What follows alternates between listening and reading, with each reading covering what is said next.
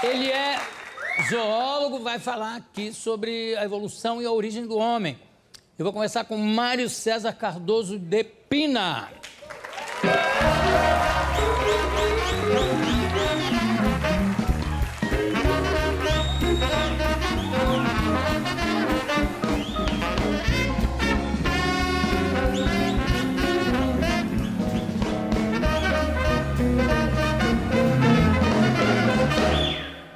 Mário César, você é zoólogo. Olá, tudo bem? Tudo bom. Você é zoólogo de profissão mesmo, quer dizer, você... Isso, sou formado em biologia, com pós-graduação em biologia evolutiva, com especialização em zoologia e uma carreira universitária de pesquisa e ensino. Pois é, como é que é feita essa pesquisa? Hoje em dia você continua como pesquisador? Continuo lá no Museu de Zoologia da USP. Você é vice-diretor do museu? Não, eu né? fui por uma época, agora eu não sou mais, tenho um mandato e acabou já há alguns anos. Então, agora eu sou professor titular do museu e tenho feito quase minha carreira inteira lá, né? Você viu A Incrível Jornada Humana? Eu vi esse documentário, gostei bastante, muito bom. Qual é a teoria mais aceita sobre a origem do Homo sapiens? Olha, o Homo sapiens é uma espécie de primata africano, de grande primata africano. Nossos parentes mais próximos são o gorila, chimpanzé. Primeiro o chimpanzé, depois o gorila, né? Lembrando que chimpanzé tem duas espécies, muita gente não sabe disso. Né? Tem o chimpanzé que a gente conhece normalmente, aquele que se vê em todo lugar, e tem uma outra espécie muito menos comum, que é o bonobo. O bonobo é muito semelhante Ele é parecido com o chimpanzé, ele dá do outro lado do Rio Congo. É o chimpanzé de um lado e ele do outro. Então, ele vive também em comunidade, Ele vive também em comunidade, só que ele é muito diferente do chimpanzé normal em comportamento. Porque o chimpanzé normal, ele até parece um pouco com a gente nesse aspecto, ele faz guerra, por exemplo, os conflitos são resolvidos com muita violência. Né? Qual deles? O chimpanzé normal, o que a gente conhece, da chita e tal, né? Aquele chimpanzé que se vê em zoológico. O bonobo é o contrário, ele resolve todas as tensões sociais por sexo. Pois é, ele transa o dia inteiro. Exato. E você acha que é mais diferente do que a gente? É mais diferente que a gente. Porque eles realmente resolvem todos os conflitos com base em comportamento sexual.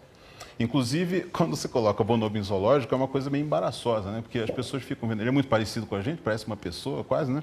Então você vê aquela coisa, os bichos fazendo o dia inteiro aquilo, né? Tem sexo oral, tem sexo de todo tipo que você possa imaginar. E sexo...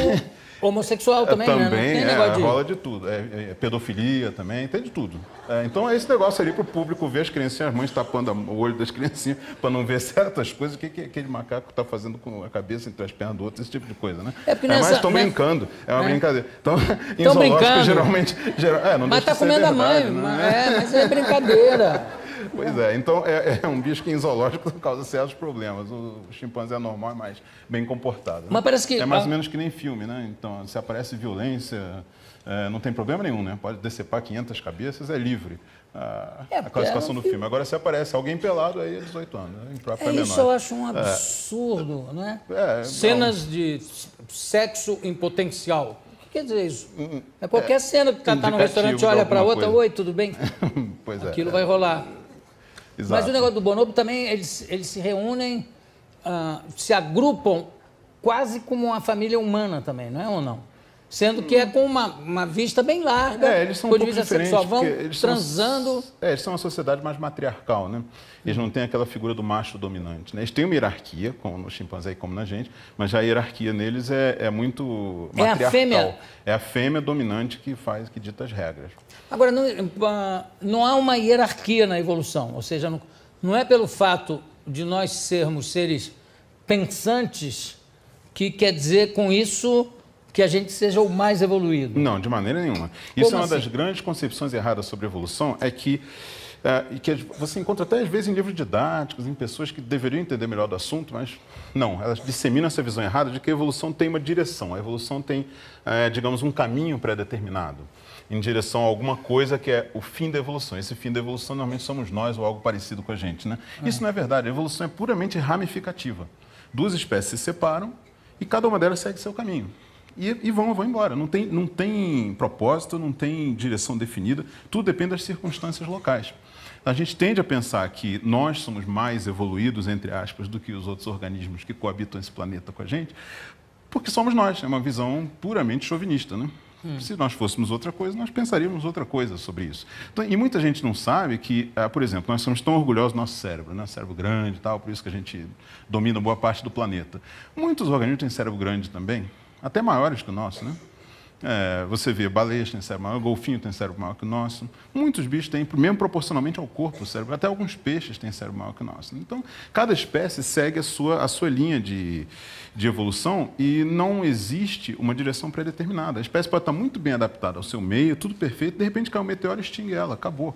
Não tem... Mas a o mão do mérito homem, intrínseco dela não significa a mão do homem nada. também extingue Muita coisa. A mão de espécies extingue outras espécies. Essa é uma das A principais, a mão das espécies extingue outras espécies. Claro. A invasão de espécies, por exemplo, introduzidas, extingue frequentemente uma biota já existente, bem adaptada ao seu meio. Então, isso é normal. Agora, o que a gente está fazendo com o planeta é que a escala do que a gente está fazendo é muito grande e muito rápido nesse momento. Né? Então, agora, esse é o perigo. Esse novo mamífero que descobriram agora, quer dizer que é uma mistura de gato com urso... Isso foi a maneira que eles encontraram de fazer um pouquinho de publicidade. Na verdade, não é bem assim, não. Mas se fosse, quer dizer, o gato é que queria comer a ursa, porque senão a gata morria. Ia ter certos problemas. Vamos mostrar a foto aqui? No parto também. Muito bonitinho. Vai lá, né? para ver se ele não te come. Não come não, ele é desse tamanho, é pequenininho. Né? Você pode fazer Quer dizer que não tem nada a ver de ser gato com... Não, é só a aparência geral que o pessoal resolveu falar que era parecido com isso, para vender um pouco. Isso aí é parte de um grupo bem conhecido, é parente do nosso coati, por Olinguito. exemplo. É o mesmo grupo, é a mesma família de mamíferos do coati. Mas foi descoberto recentemente? Esse aí foi. Esse aí realmente é uma descoberta interessante. É uma espécie nova, existem muitas espécies novas. As pessoas não imaginam quanta espécie desconhecida tem nesse planeta ainda. Eu fico fascinado com Galápagos, pelo fato de não ter predadores, tem isso, bichos Galápagos tem muito bicho que só existe lá. Eles colonizaram a ilha e, como é muito isolado, eles acabaram virando outra coisa. É assim que especiação ocorre, ou seja, a formação de espécie nova. Muita gente não entende como é que isso acontece, mas especiação não é assim. De repente, alguém nessa plateia grita, sofri uma mutação, especiei, cria asa e sai voando. Não é assim. Mas era bom.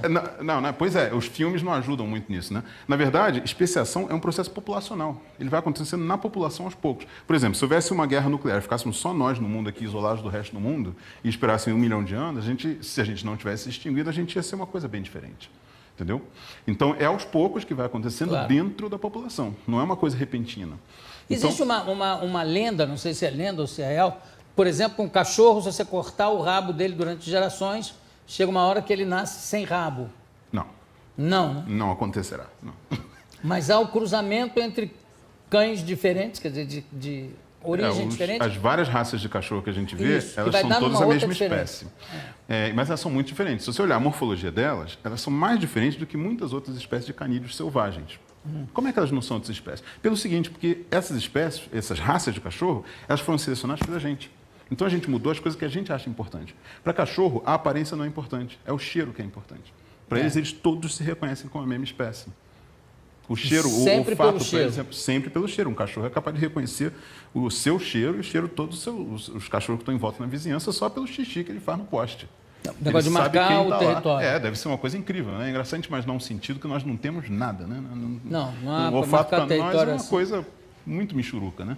A gente percebe algumas coisas. Para um cachorro, não. Um cachorro que você chega em casa, reparou, não sei se você tem cachorro, mas você chega e vem cheirar seu pé. Por que ele está interessado naquilo? Porque ao cheirar seu pé, ele sabe onde você foi, com quem você andou, se você encontrou outro cachorro ou não, ele sabe tudo. É como se fosse uma TV de plasma na frente dele, dizendo tudo que você fez durante o dia. Seu cineminha está ali. Ele sabe tudo que você fez. Só pelo cheiro ele distingue isso tudo. Mas se for um cachorro traíra, você está frito, né? Mas felizmente eles não têm capacidade de comunicação verbal, então tudo bem, né? Você está seguro. Agora, para nós, o que é importante é visual, né? Nós somos bichos visuais, como a maioria dos primatas, aliás. Então, mudar o aspecto do cachorro não significa muita coisa para eles. Agora, me explica uma coisa, Mário. Eu vi um documentário, até pedi para mostrar um trecho aqui, falando do caranguejo ferradura, que é um bicho mais ou menos desse tamanho. Vamos mostrar, por favor, ali eles... Tem aí, Vinem?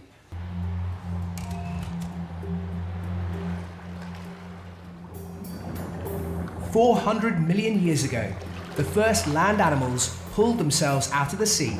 400 milhões de anos. They were the ancestors of the arthropods who dominate our planet today.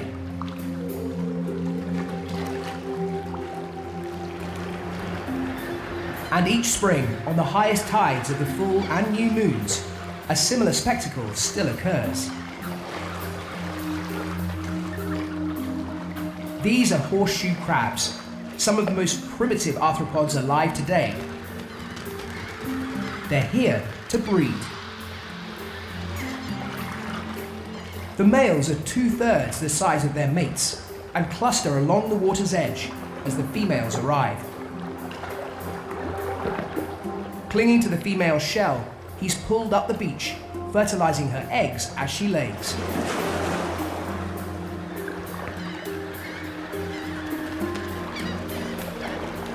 Tá ok, aqui já dá para eu perguntar.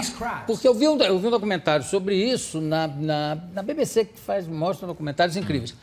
Que chega as fêmeas chegam na praia e, de repente, vem assim 100 machos e começam a semear, quer dizer, a sapecar esperma em cima daquela fêmea. Quer dizer, acontece uma verdadeira suruba. São 100 para uma, coitadinha, que é para não ter erro. Quer dizer, ela vai sair dali grávida. Voltam, os que conseguem, que não estão exaustos, voltam para o mar, mas não são todos, muitos morrem.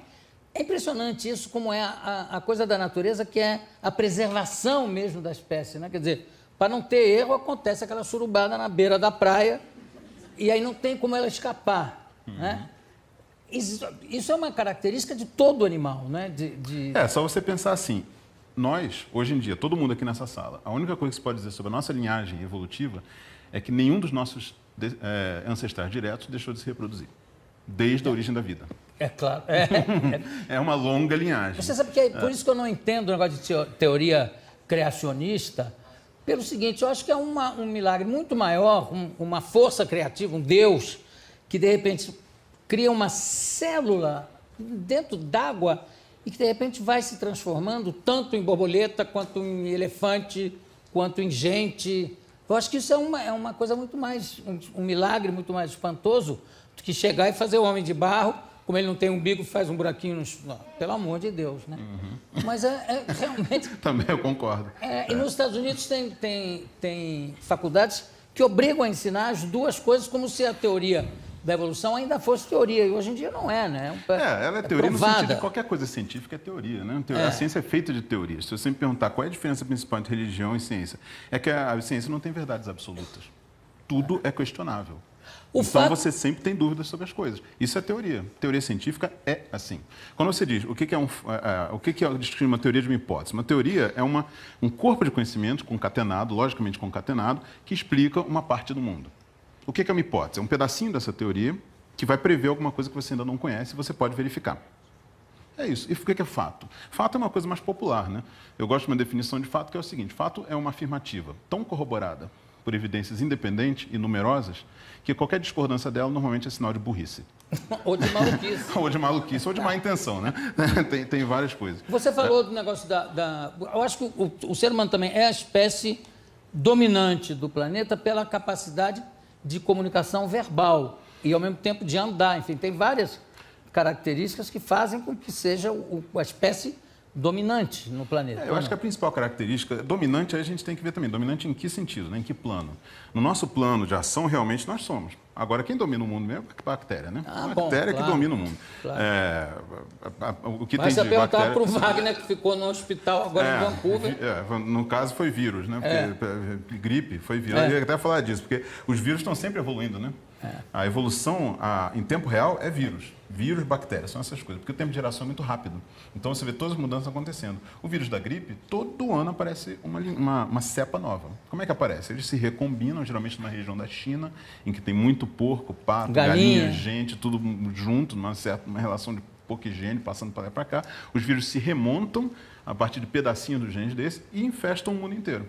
Agora, mas o homem terá um dia a possibilidade de dominar as bactérias, ou não? Eu acho que não, acho isso. Nunca. Os vírus também não. Também não. É muito difícil. Ainda mais que nós dependemos deles, né? Assim, A claro. gente sem bactéria não vive, a gente sem vírus não vive. E não se conhece sequer a diversidade dessas bactérias. No nosso braço, entre a mão e o cotovelo, tem 500 espécies de bactérias vivendo na nossa pele, e do cotovelo ao ombro tem mais umas 600 ou 700. A maioria desconhecida e são diferentes as daqui e das daqui. Num prato de comida, quantas tem? A população, um prato de comida quente ou frio? Os dois. Se for os muito dois. quente, aí não vai ter nenhuma viva. Mas vão ter os esporos, né? Olha, num prato de comida deve ter, digamos, uma ordem de grandeza, ou seja, mais 10 vezes mais do que toda a população da Terra em bactérias. Um prato de comida morno ou frio. Num sanduíche Na sua de boca, pernil nossa do- boca, do nesse botequim. momento, eu suponho que você não tem escovado os dentes nos últimos 10 minutos, né? Como eu também não. Eu não escovo só de aconteceu. 15 em 15. Pois é, só eu também. Ah, então tá bom, só de meia hora. Então, Pois é, então, na nossa boca agora, a população de bactérias é maior do que a população humana da Terra. São vários bilhões de Quer bactérias. dizer, se eu der uma cuspida aqui, estou matando, fazendo um Você genocídio. está fazendo genocídio de bactérias. Mas elas não se importam muito, porque elas vivem bem pouco, né? Então, Mas sanduíche de botequim de pernil, aquele que é mais gostoso que você faz em casa. Que tem bactérias que em casa você elimina. não Então elimina, o gosto tá não tudo é lá, igual. Tá tudo lá. Não, você vai comer do mesmo jeito, né? Mas o sim, gosto você é acha mais diferente. gostoso, é a bactéria. Não é a mão de quem faz, é a bactéria. É um bom tempero. É impossível a gente ter essa ilusão de que tem coisas higiênicas e assépticas. Isso não existe, né? Nem ambiente cirúrgico tem. Muito menos que você come. Seu sistema imunológico dá conta. Uma coisa que muita gente não sabe, uma descoberta mais ou menos recente, o nosso muco respiratório, todo mundo sabe que o muco pega as partículas do ar, né? E prende elas ali para que não entrem direto no seu pulmão, para que tenha alguma proteção ali. Aquilo lá, quem cuida, não é o seu sistema imunológico. Quem cuida desse muco é uma população de vírus que comem as bactérias. Quer dizer, comem no sentido de um vírus, né? Ele injeta material genético nele. Então, aquele muco está cheio de vírus especializados em atacar essas bactérias que vêm no ar. Então, quem defende o nosso sistema respiratório Estão fracos é ali vírus. no Wagner e em mim também, que pegamos uma gripe que esse Pois é, bichinho não deu. alguns passam. A maior parte da gripe entra, na verdade, pelo olho, né? Porque você aperta a mão de alguém gripado. É, a vai mão pelo olho. Bom, nós estamos terminando esse papo aqui, eu vou direto para o ambulatório, fazer um exame geral. Eu quero agradecer demais a sua presença. Eu conversei com o Mário César Cardoso de Pina, que eu vou voltar a chamar aqui só para saber mais dessas coisas. Eu fico muito assustado com essas coisas, mas enfim, muito obrigado. Aliás, o Michael Crichton, que tem uns filmes assim, e livros, aliás, tem livros que falam muito disso, o Enigma de Andrômeda. Nossa, você já leu o Enigma de Andrômeda? Já li o Enigma de Andrômeda. As bactérias são importantes. Esses livros pegam esse ponto importante. As bactérias, e o na cara verdade, é biólogo dominam. também, então quando ele fala ele também fala com conhecimento de conhecendo causa. as coisas Aí, mais interessantes. Fantasia em cima. Muito obrigado, Mário. Daqui a pouco a gente volta. Obrigado.